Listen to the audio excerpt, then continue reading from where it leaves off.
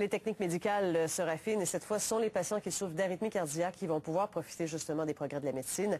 À l'hôpital Laval, on a réussi à corriger une certaine forme d'arythmie grâce à une toute nouvelle intervention. Nicole, en fait, c'est une première canadienne à laquelle vous avez assisté aujourd'hui. Oui, en fait, c'est la première fois que des spécialistes canadiens utilisent la radiofréquence pour percer les parois du cœur des patients qui sont atteints d'une forme d'arythmie, celle où le cœur bat beaucoup trop rapidement. En fait, c'est une nouvelle technologie qui est plus sécuritaire que celle qu'on utilise jusqu'à présent pour traiter cette maladie.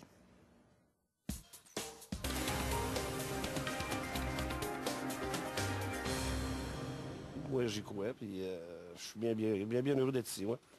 Pierre Côté souffre de fibrillation auriculaire, une maladie où le cœur bat trop vite parce qu'il est bombardé par un surplus d'électricité.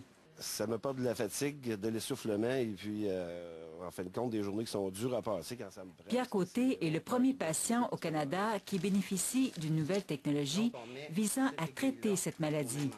Pour corriger la fibrillation auriculaire, on doit brûler certains tissus à l'intérieur du cœur qui produisent trop d'électricité.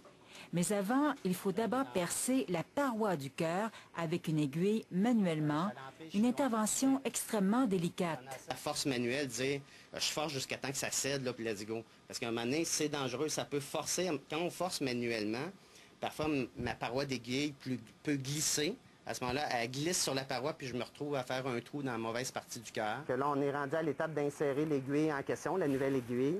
Pour percer un trou, le docteur Champagne envoie pour la première fois un courant de radiofréquence qui chauffe la paroi du cœur.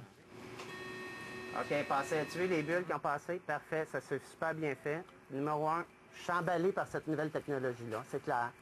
Ça va nous aider dans toutes les procédures où on voit que ça commence à être dangereux de pousser manuellement. Cette nouvelle technologie permettra également à des centaines de patients qui n'avaient pas accès à la méthode traditionnelle pour des raisons médicales de jouir maintenant d'un traitement qui peut leur sauver la vie.